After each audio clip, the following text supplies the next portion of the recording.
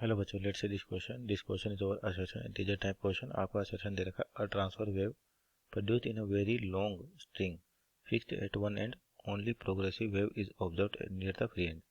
Reason दे रखा है energy of reflected wave does not reach the free and.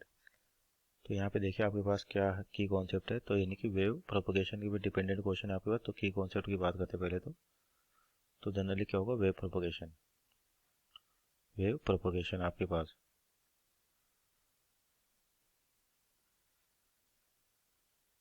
और किसके अंदर, ट्रांसवर्स वेव के अंदर. वेव प्रोपोगेशन इन ट्रांसवर्स वेव. तो जो ट्रांसवर्स वेव्स होती हैं, इसमें क्या होता है आपके पास, जो मीडियम पार्टिकल है वो अपनी मेन पोजीशन के अबाउट डायरेक्शन ऑफ मोशन के परपेंडिकुलर वाइब्रेट करते हैं. जैसे आपके पास स्ट्रिंग है मान लीजिए यहाँ पर. तो यहाँ पर मान लीजिए कोई डिस्टर्बेंस जनरेट हुआ तो वो डिस्टर्बेंस आगे पार्टिकल्स के थ्रू अपनी मेन पोजीशन पे वाइब्रेट करते हैं. ये जो पार्टिकल्स है यहाँ पर क्या करेंगे, मेन पोजीशन पे वाइब्रेट करेंगे और इस एनर्जी को आगे को ट्रांसफर कर देंगे इस तरीके से. अब यहाँ पे लिखा है, देखिए ट्रांसफर वेव की बात कर रखी है कि produce in a very long string fixed at one and. यानी कि जैसे आपका स्ट्रिंग है और काफ़ी लेंथ है इसकी और इसका एक एंड फिक्स है.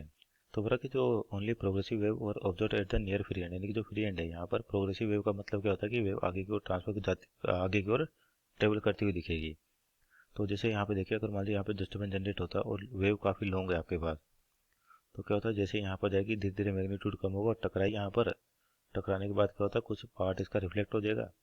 अब जो रिफ्लेक्टेड पार्ट है इसकी वजह से वेव वापस रिटर्न आएगी आपके पास. लेकिन लेंथ काफ़ी ज़्यादा, धीरे धीरे क्या होगा, इसमें लॉसेस होंगे और आपके पास ये वेव फ्री एंड तक पहुंचने से पहले ही डिमिनिश हो जाएगी. इसका मतलब इसका एम्पलीट्यूड जीरो हो जाएगा.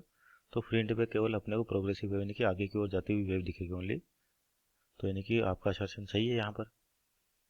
रीजन क्या लिखा है कि रीजन और energy of reflected wave does not reach the free end. तो ये रीजन भी सही है क्योंकि जो एनर्जी होगी वो आपके पास है यहाँ तक नहीं पहुंच पाती, काफ़ी ज़्यादा लेंथ है तो बीच में एनर्जी का लॉस होता रहेगा. किसकी वजह से, इलास्टिक प्रॉपर्टी कारण. तो यानी कि रीजन भी आपका सही है, मीन्स असर्शन आपका करेक्ट है और रीजन उसका करेक्ट एक्सप्लेनेशन है. Means option number A is और right answer. Hope you understood well. Best of luck.